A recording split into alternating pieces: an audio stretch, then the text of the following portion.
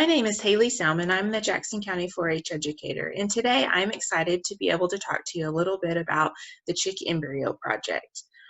Teaching Chick Embryo as a school enrichment project is one of my favorite things to do, and I'm so excited that I'm going to be able to share this opportunity with you. So first thing I'd like to start off showing is a little bit about the incubator. This first picture is a picture of the actual control that we use. We keep a temperature of about 99 to 100.5 degrees. We like our humidity to be 50 to 60%, and then we also are able to track our days. The next picture I'd like to show you is actually a picture of the eggs. They're sitting on a turner. This turner will rotate them every 3 hours. As you can tell right here, this is a temperature gauge. It hooks into the screen that I just showed you. We also like to keep another thermometer inside of the incubator to make sure that it is staying temperature and to make sure that both of them are accurate. And here's a picture of the eggs in their turners, and as you can tell, we have several eggs that we're hatching at this point. I got the opportunity to do this project with Kim Davis, who is the Cotton County 4-H ag educator, and then I've also got some eggs that we're doing at my facility as well. Now we're going to take a closer look at chick embryology. The material that I'm using is actually some material that is posted on the Oklahoma 4-H website. So if you're interested and you want to look at this PDF form a little bit more in detail, I would recommend going and visiting the site. Just go to the search column and put in embryology, and you should be able to find this information. So today we're going to talk about how the embryo develops, what a developing embryo looks like, and what to observe at various stages of development. The function of the embryonic membrane: the yolk sac is the food for the developing embryo.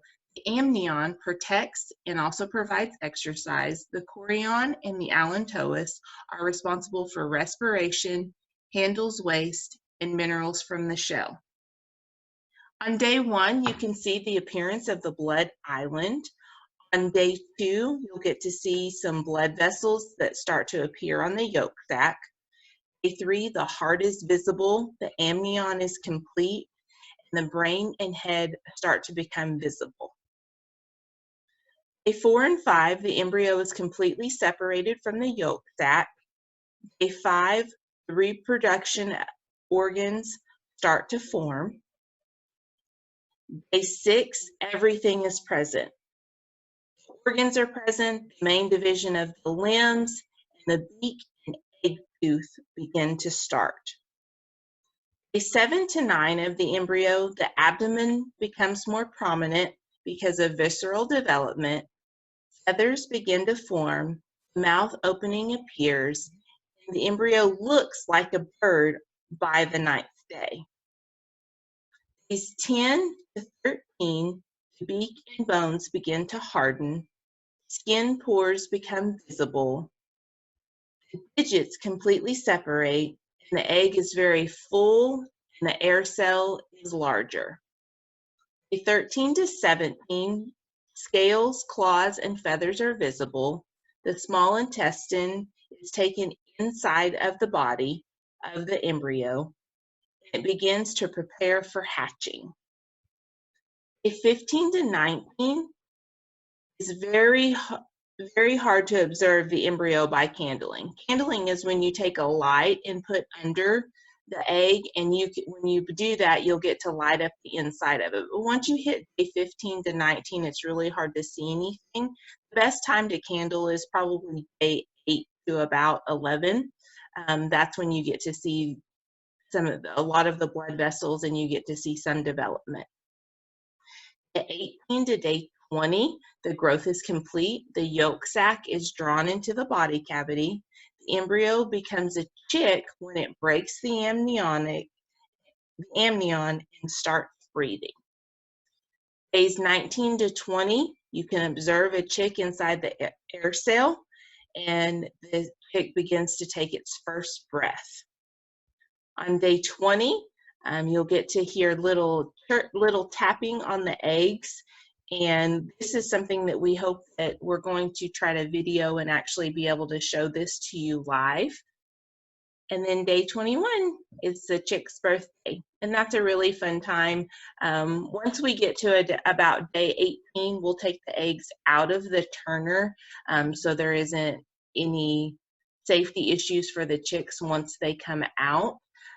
So we're really excited to share this experience with you, and we hope that you enjoy this. We will be posting some more video next week, and then we'll hopefully get to check in with you guys next Thursday and have some live baby chicks. And now I'm going to turn it over to Miss Kim. She has a fun science experiment using some different eggs, so I think that she has some good information for us. Thank you, and have a good day. Thanks, Haley. Hi, everybody. Kim Davis, the Cotton County OSU Extension Educator, here today to talk about an egg experiment. Now, eggs are a little expensive right now, so if your mom and dad say it's not okay to use an egg for the experiment, don't worry. You can always save the video and do it later. But for right now, for our experiment, you're going to need 1 egg, a cup, and enough vinegar to cover the egg in the cup. So why are we doing this experiment? Well, it's a cool thing to learn that the eggshell is actually made out of calcium carbonate. And vinegar is an acidic acid.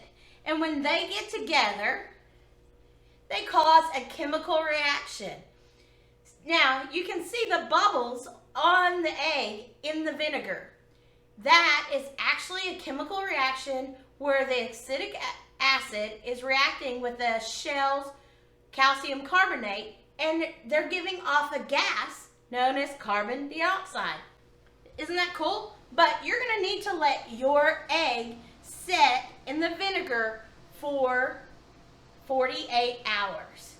Now, that's 2 days. So you can mark on your cup the time you put it in there, or even better, how about you get a piece of paper, mark down the time, and every 4 or 5 hours, come back and see if you see any difference. Are there more bubbles? Does the size of your egg change? Who knows? But take it and let us know what you see on your egg, okay?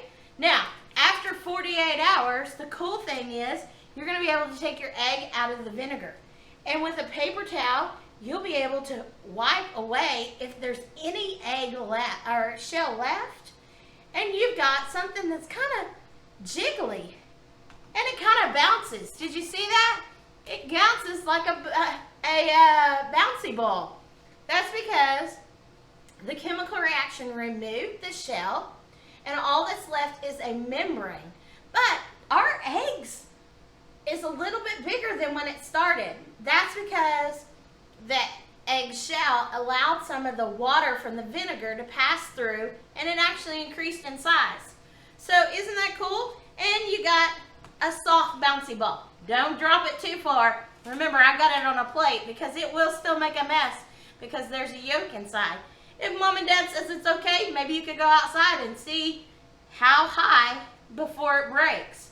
But once it breaks, you can't put the yolk back in the shell. So anyways, I hope you have enjoyed our fun little egg experiment, learning how to take the shell off without breaking it, and learning a little bit about the chemical reaction.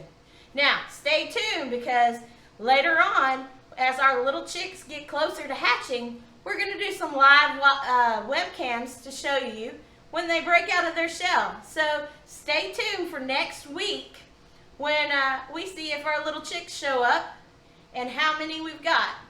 And again, thanks for tuning in for Oklahoma 4-H Virtual Clovers. I'm Kim Davis. Have a good day.